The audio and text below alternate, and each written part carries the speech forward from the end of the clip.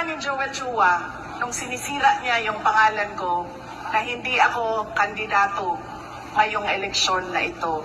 Walang mawawala sa akin. Nawala naman ang pangalan ko dahil kinuha nila at niyurakan nila.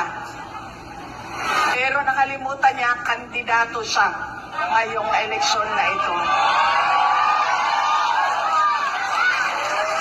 Kaya ano ang dapat nating gawin para kay Apple Nieto? O hindi lang iboto, ano pa ang dapat nating gawin? Ikampanya.